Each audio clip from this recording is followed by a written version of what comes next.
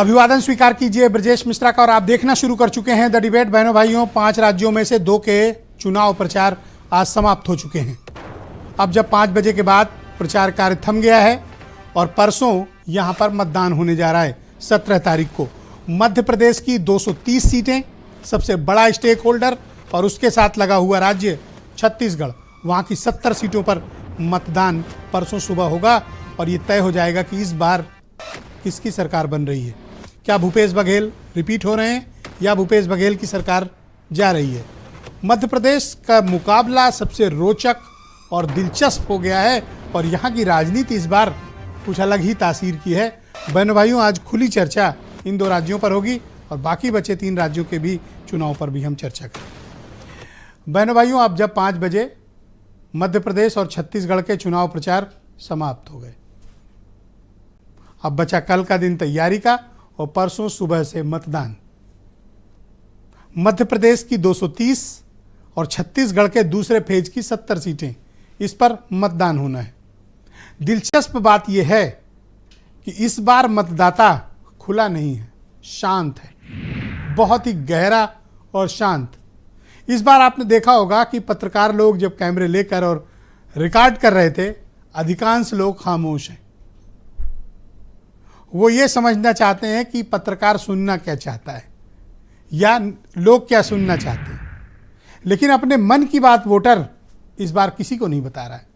ये एक चेंज आया है, वोटिंग बिहेवियर में मतदाताओं के चेंज आना, ये एक बड़ी बात है और मैंने वो परिवर्तन मध्य प्रदेश में देखा है, मैंने वो परिवर्तन होते छत्तीसगढ़ में देखा है। कोई तो बात है कि मध्य प्रदेश इस बार कुछ अलग राह चुन रहा है। मध्य प्रदेश की तासीर ही लोगों के मतदाताओं की बिल्कुल डिफरेंट है और मध्य प्रदेश इस बार एक मत होकर एक काम नहीं कर रहा। पॉकेट्स में अलग अलग वोटर्स के बिहेवियर हैं।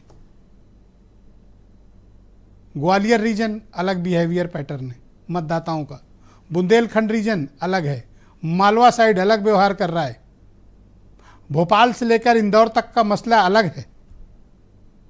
इस बार मध्य प्रदेश का मतदाता खुला नहीं है।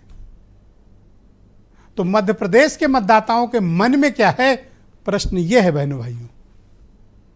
क्या चला मध्य प्रदेश में, कौन से मुद्दे हावी रहे? स्वास्थ्य, शिक्षा, बेरोजगारी, महंगाई, इंफ्रास्ट्रक्चर, उद्योग व्यापार की संभावनाएं, किसान, महिला। मध्य प्रदेश क्या चाहता है इस बार?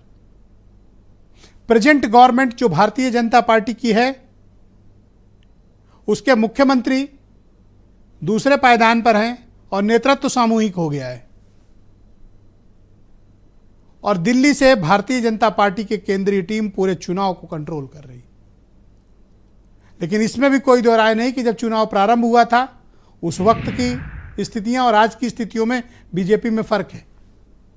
बहुत ही संगठित होकर, व्यापक होकर और प्रधानमंत्री मोदी के नेतृत्व में इस चुनाव के संचालन की प्रक्रिया बीजेपी ने की है। कांग्रेस ने भी व्यवस्थित चुनाव लड़ा है। पर इस बार एक खास बात मध्य प्रदेश में दिखी, प्रोपोगेंडा किसी का हावी नहीं हुआ। किसी की दुकान से फालतू सामान इस बार मध्य प्रदेश के जनता ने स्वीकार ही नहीं किया। चाहे वो बीजेपी हो चाहे कांग्रेस हो, दोनों का कोई एजेंडा, जो थोपा गया एजेंडा, नहीं चला। तो इसका मतलब क्या है? मध्य प्रदेश की जनता के मन में इस बार कोर इश्यूज है, ऐसा प्रतीत होता है। मध्य प्रदेश की जनता डिसाइसिव मूड में है, जिसके साथ जाएगी पूरा जाएगी, क्योंकि खंडित जनादेश के निहितार्थ क्या हुए, रिजल्ट क्या हुआ, मध्य प्रदेश के लोगों ने देखा है।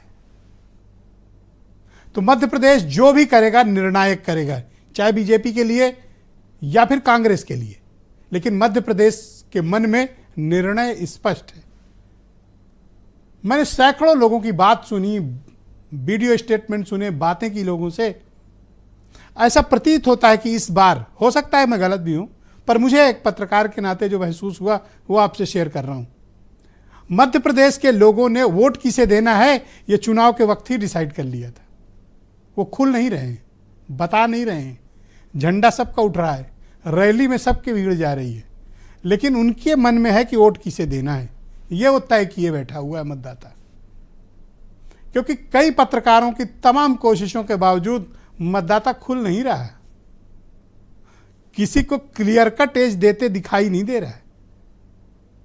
तो लिहाजा सर्वे, अनुमान, ये सब इस बार वास्तविक धरातल को छू नहीं रहे हैं। कारण क्या है कि वोट देने वाला बता ही नहीं रहा किसे वोट दे रहे हैं। जो आप सुनना चाहोगे, जो आपको पसंद होगा वो बोल देगा। इसलिए क्लैरिटी नहीं हो रही मध्य प्रदेश में। छत्तीसगढ़ में भी यही हालात है। लेकिन नक्सल बेल्ट में बहनों भाइयों, मैंने पूर्व की डिबेट में भी कहा, 76% से ज्यादा का मतदान इस बात का द्योतक है कि मतदाता तैयार बैठा हुआ है। और आप देखिएगा 17 को जब मतदान होगा, मध्य प्रदेश में भी रिकॉर्ड वोटिंग होगी। ऐसा प्रतीत होता है लोगों के उत्साह से और लोगों के निर्णायक व्यवहार से कि मतदाता चाहता क्या है।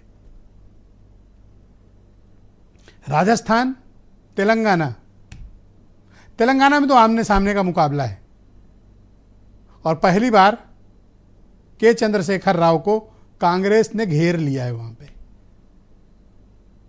वरना 120 में से 107 सीटें उनकी आती थी। कल्पना करिए, विधानसभा में 3/4 से ज्यादा कंट्रोल उनके पास था और आज आमने सामने का मुकाबला है।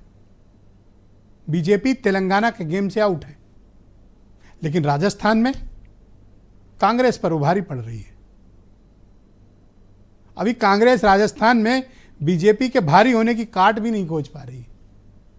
तो बहनों भाइयों, इस 5 राज्यों का चुनाव, एक जहां हो चुका है मिजोरम और आधा छत्तीसगढ़, 1/4, कल वो भी निपटेगा चुनाव। फिर बचेगा राजस्थान 23 को और 30 नवंबर को तेलंगाना और 3 दिसंबर को परिणाम। आज की डिबेट को हम आगे बढ़ाते हैं। बहनों भाइयों, मेरे साथ आज के कार्यक्रम में संजीव मिश्रा हैं, भारतीय जनता पार्टी के प्रवक्ता हैं। नाहिद लारी खान समाजवादी पार्टी से हैं। पुनीत पाठक कांग्रेस कमेटी के प्रवक्ता हैं। अरुण दीक्षित जी जाने माने पत्रकार हैं, भोपाल से मुझे ज्वाइन कर रहे हैं। उचित शर्मा जी मुझे ज्वाइन कर रहे हैं रायपुर